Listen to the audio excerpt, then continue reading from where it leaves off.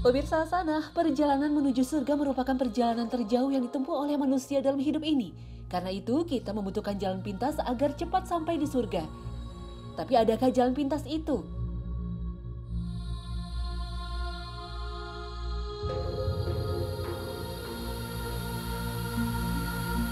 Para ulama berpendapat ada sebuah amalan khusus yang bisa menjadi jalan pintas menuju surga. Semua amalan ibadah yang disyariatkan Allah pasti memiliki kebaikan. Tetapi ada sebuah amalan khusus yang paling Allah cintai sehingga manusia yang mengerjakannya bisa mendapatkan jalan pintas menuju surga. Salah satu amalan yang membuat seseorang bisa mencapai surga dengan cepat dan menjadi jalan pintas adalah membantu kesusahan yang dialami oleh sesama muslim. Rasulullah SAW bersabda, orang yang paling dicintai Allah adalah orang yang paling bermanfaat buat manusia, dan amal yang paling dicintai Allah adalah kebahagiaan yang engkau masukkan ke dalam diri seorang muslim, atau engkau menghilangkan suatu kesulitan, atau engkau melunasi utang atau menghilangkan kelaparan. Dan sesungguhnya aku berjalan bersama seorang saudaraku untuk menunaikan suatu kebutuhan lebih aku sukai daripada aku beriktikaf di masjid ini, yaitu Masjid Madinah selama 1 bulan. Hadis riwayat Tabrani. Dari sini kita bisa memahami memberikan manfaat dan kebaikan kepada sesama muslim itu lebih dicintai daripada beriktikaf sebulan penuh di Masjid Nabawi.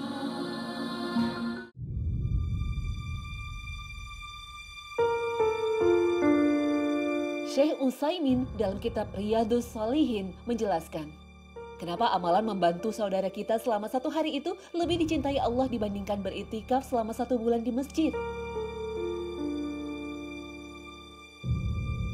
Karena sesungguhnya ketika kita membantu sesama muslim atas kebutuhan dunia yang ia butuhkan, maka manfaatnya itu dirasakan oleh orang lain.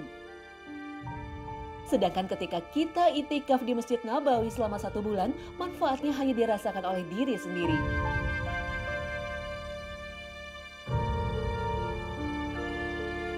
Dari sini kita mengetahui amalan yang paling dicintai Allah adalah amalan yang manfaatnya bisa dirasakan oleh orang lain dibandingkan amalan yang hanya bermanfaat secara individual.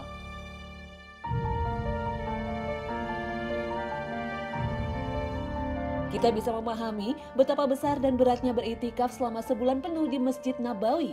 Tetapi berdasarkan hadis Nabi SAW, ada amalan yang lebih utama daripada itu.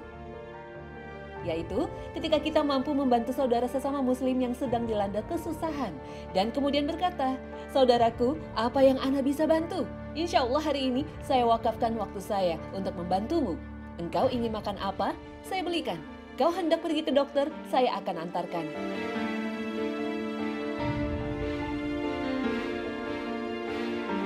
Inilah amalan yang luar biasa dan menjadi jalan pintas menuju surga.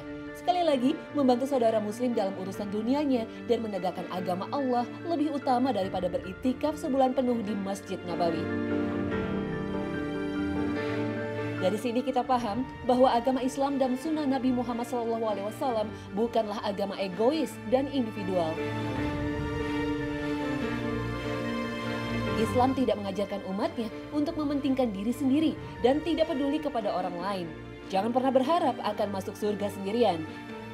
Karena sesungguhnya seluruh penghuni surga itu saling mencintai di dunia dalam bingkai ketaatan.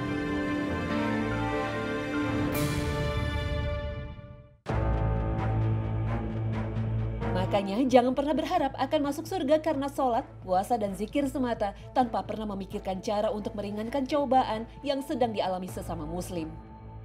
Makanya sebelum terlambat, kita harus melakukan muhasabah dan introspeksi. Sudahkah kita bermanfaat kepada sesama muslim? Seseorang yang rutin dan rajin hadir di kajian, namun hatinya tidak tergerak untuk membantu sesama, maka sesungguhnya ia telah gagal dalam menuntut ilmu.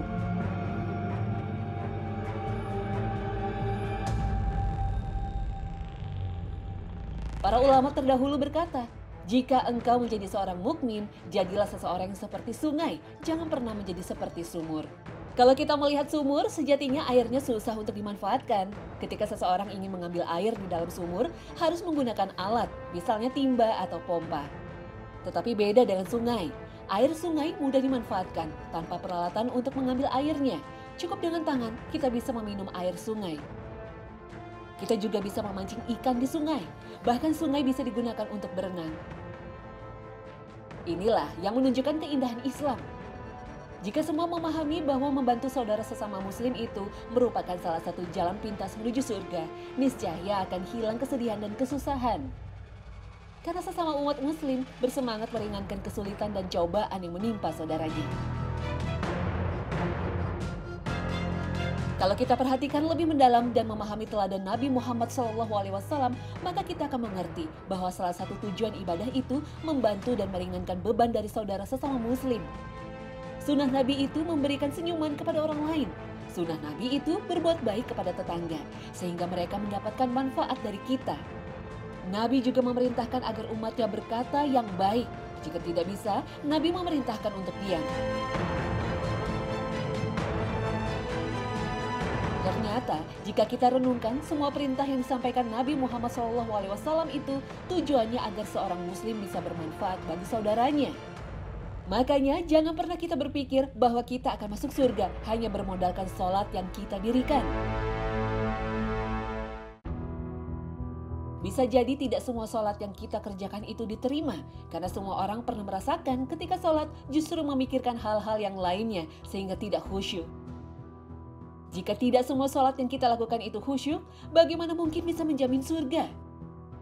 Begitu pula ketika mengandalkan amalan puasa untuk masuk surga.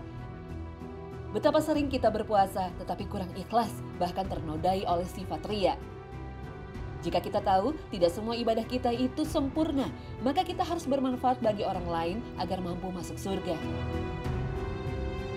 Karena sesungguhnya orang yang bermanfaat kepada sesamanya adalah orang yang mendapatkan cinta dari Allah.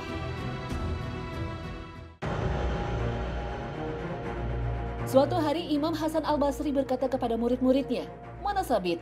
Dan salah satu muridnya menjawab, "Dia sedang beriktikaf di masjid." Maka Hasan Al-Basri kembali berkata, "Panggillah dia, karena sesungguhnya kita akan membantu urusan saudara kita dan itu lebih utama dari iktikaf di masjid."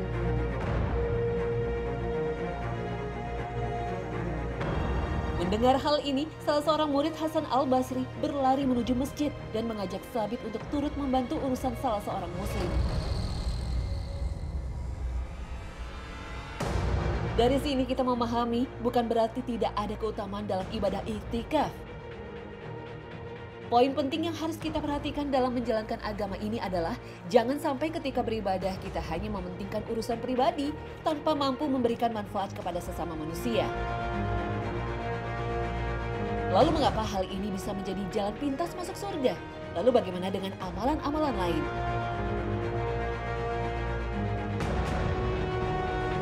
Analoginya seperti ini. Dalam hadis Nabi Muhammad SAW ada beberapa ayat dan surah yang Allah cintai dibandingkan dengan ayat dan surah lainnya. Misalnya, Allah mencintai ayat kursi. Allah juga mencintai surah Al-Ikhlas daripada surah An-Naba. Allah juga lebih cinta kepada surah Al-Falaq dibandingkan At-Takwir. Tetapi bukan berarti Allah tidak cintai dengan surah An-Naba ataupun At-Takwir. Allah mencintai seluruh isi Al-Quran. Hanya saja para ulama berpendapat beberapa surah dan ayat lebih Allah cintai daripada isi Al-Quran yang lain. Hal ini menunjukkan ayat kursi, Al-Falaq, Al-Ikhlas, dan An-Nas memiliki keutamaan dibandingkan dengan yang lainnya. Inilah analogi atau perumpamaan mengapa sebuah amalan lebih cepat membuat manusia masuk surga dibandingkan dengan amalan lainnya. Allah telah menetapkan ada perbuatan yang membuat timbangan kebaikan dalam mizan lebih berat dibandingkan amalan soleh lainnya. Amalan yang bisa menjadi jalan pintas menuju surga adalah pertolongan atau manfaat yang kita berikan kepada saudara sesama muslim, kemudian membantu agama Allah. Wallahu a'lam bishawab.